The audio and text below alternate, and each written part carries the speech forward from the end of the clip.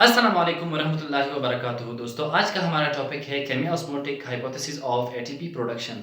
दोस्तों, इस टॉपिक में हम पढ़ेंगे कि कैसे हाइड्रोजन आयंस यानी कि प्रोटॉन फोटोसिंथेसिस के प्रोसेस में इंटर होते हैं और कैसे रिस्पायरेशन के प्रोसेस में इंटर होती है और कैसे वो वहाँ पर जाकर एटीपी की प्रोडक्शन करते हैं। ठीक है, तो दोस्तों, वीडियो स्टार्ट करने से पहले अगर आपने मेरे चैनल को अभी तक सब्सक्राइब नहीं किया है तो आप प्लीज़ मेरे चैनल को सब्सक्राइब करें और साथ ही साथ बेल आइकन पर लाजमी क्लिक करें ताकि मेरी तमाम तर आने वाली वीडियोस की अपडेट्स आपको मिलती रहे।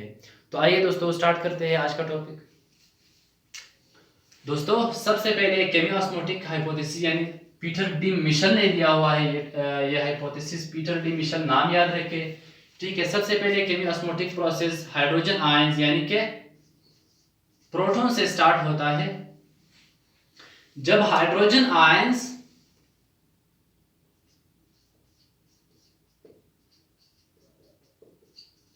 रिस्पायरेशन के प्रोसेस में जब हाइड्रोजन आयंस हमारे माइटोकॉन्ड्रिया के फर्स्ट मेम्ब्रेन और सेकंड मेम्ब्रेन के दरमियान एक्यूमुलेट होते हैं, यानी कि यहाँ पर जब प्रोटॉन्स या फिर हाइड्रोजन आयंस एक्यूमुलेट होते हैं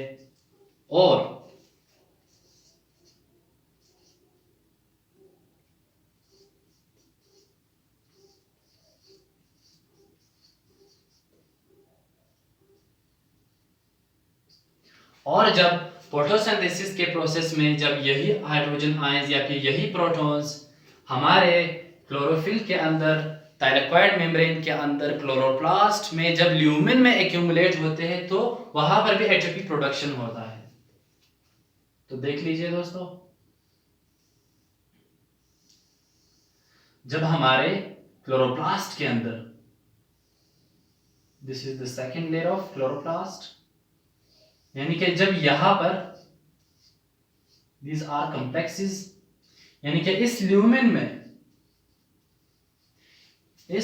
में जब यही हाइड्रोजन आयंस आकर इस ल्यूमेन में एम्बेडेड हो जाती है, इस ल्यूमेन में एक्यूमुलेट होती है, तो इन दो प्रोसेसेस में एटीपी जो है वो प्रोड्यूस होती है। तो दोस्तों, आज हम फोटोसिंथेसिस की एटीपी प्रोडक्शन जो है वो हम स्टडी करेंगे, यानी कि कैसे केमियोस्मोटिक हाइपोथेसिस यानी जो कि पीटर डी मिशेल का हाइपोथेसिस कह रहा है कि ल्यूमेन में हाइड्रोजन आयंस जब एम्बेडेड होती है और वहां पर एक्यूमुलेट होती है तो इस प्रोसेस के बाद जो है एटीपी वो प्रोड्यूस होती है। तो सबसे पहले दोस्तों जान लेते हैं कि हमारे पास ये हाइड्रोजन आयंस जो है, यानी कि जिसको हम प्रोटॉन भी कहते हैं, ये हमारे पास आते कहाँ से। सवाल ये बनता है कि हमारे पास हाइड्रोजन आयंस आते कहाँ से। तो आइए दोस्तों जान लेते हैं कि हाइड्रोजन आयंस कहाँ से आते हैं।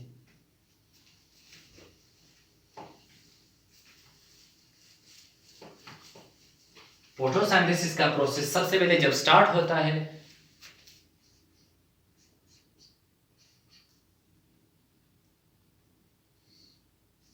यानी कि इस प्रोसेस में जब H2O की ब्रेकडाउन होती है, यानी कि जब वाटर का ब्रेकडाउन होता है, वाटर के ब्रेकडाउन से जो है हाइड्रोजन आयन हमारे पास कैसे निकलता है अभी देख लीजिएगा।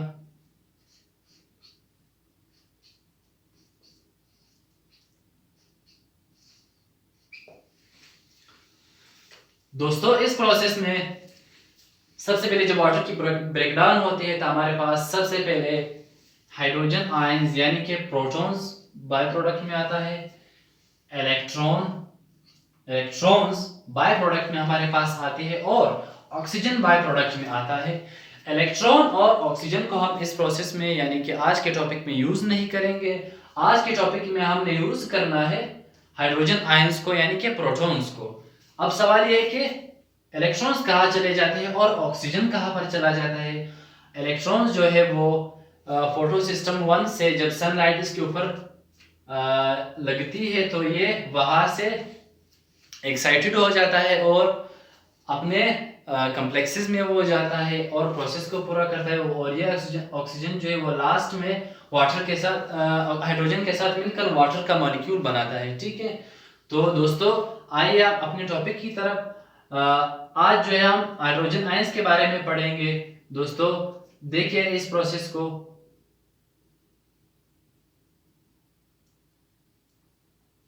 When in the chloroplast of the chlorophyll, यानी कि क्लोरोफिल के क्लोरोप्लास्ट में जब हाइड्रोजन आयंस एम्बेडेड होती है, स्ट्रक्चर को देखिए आप।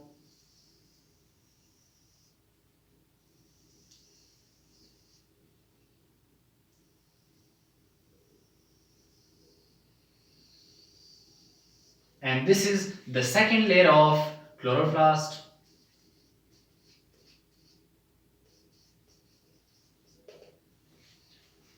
दोस्तों ये हाइड्रोजन आयंस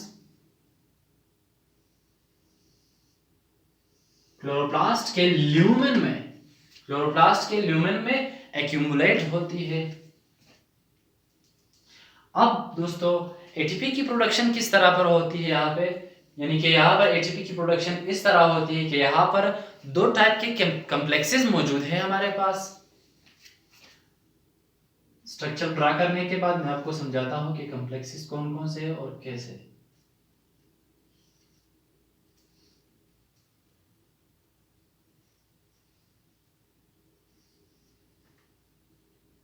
इस टाइप के कॉम्प्लेक्सेस जहां पर एटीपी सिंथेज भी मौजूद है और एडीपी भी यहां पर मौजूद है इन कॉम्प्लेक्सेस के अंदर। तो आप देख सकते हैं दोस्तों कि ल्यूमेन के ऊपर यानी कि इसके लेयर के साथ जो है वो कॉम्प्लेक्सेस एम्बेडेड है, ठीक है। अब दोस्तों इनमें से एक कॉम्प्लेक्स को उठाते हैं और यहाँ पर उसकी स्ट्रक्चर को ड्रा करते हैं।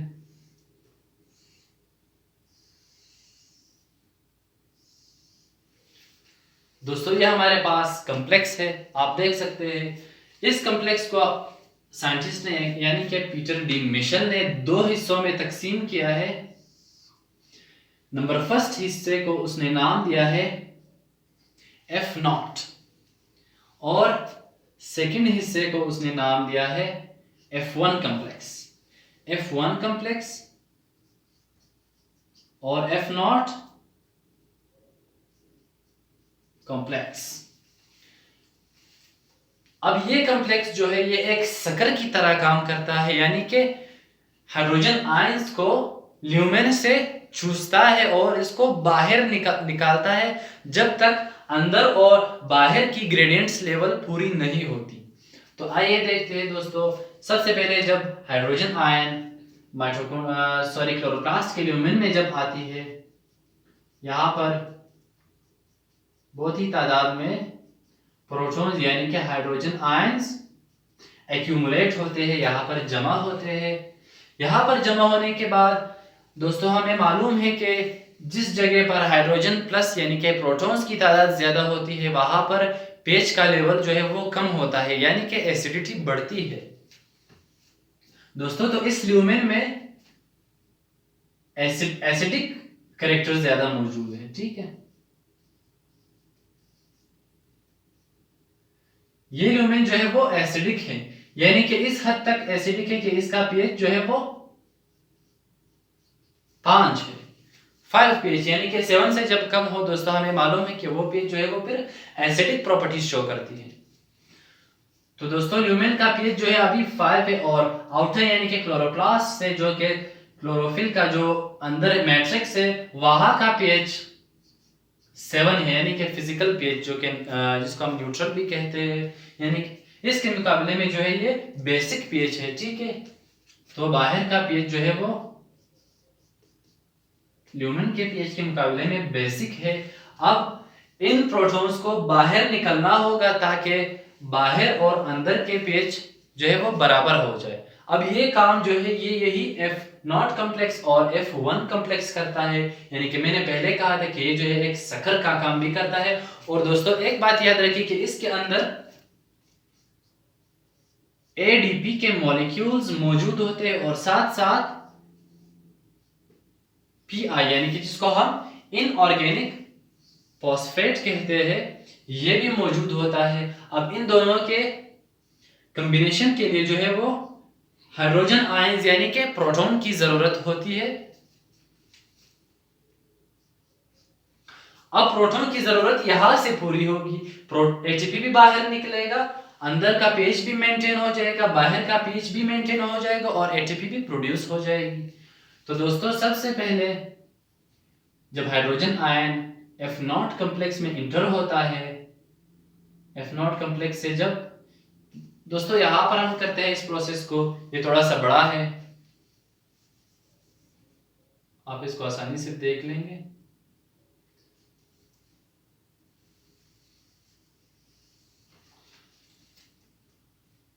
आप देख सकते हैं दोस्तों F0 का जो कम्प्लेक्स है और F1 जो कम्प्लेक्स है हमारे पास।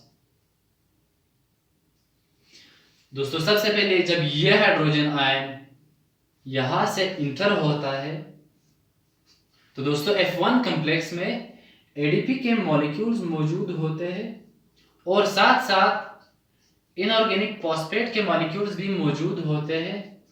तो जब ये H+ के आयंस ADP के साथ मिलते हैं और इनऑर्गेनिक फॉस्फेट को साथ लेते हैं तो ADP प्लस इनऑर्गेनिक फॉस्फेट हमें मालूम है कि ATP को प्रोड्यूस करते हैं। फॉर्मूला देख लीजिए, व्हेन ADP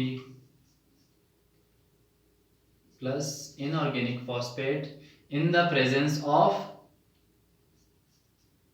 protons क्या बनाते हैं हमारे पास ATP। ATP is a form of energy। तो दोस्तों हमारे पास ATP जो है वो प्रोडक्ट आ गया है। It is called ATP which we also tells in simple words that ATP is a form of energy यानी it is the currency of our cell, energy currency of our cell। तो दोस्तों यहाँ पर हमारा आज का टॉपिक जो है वो इख्तिताम पर आता है। अगर आपको मेरी ये वीडियो पसंद आई हो तो आप प्लीज़ मेरे चैनल को सब्सक्राइब करें और इसको अपने दोस्तों के साथ शेयर भी करें। Thank you.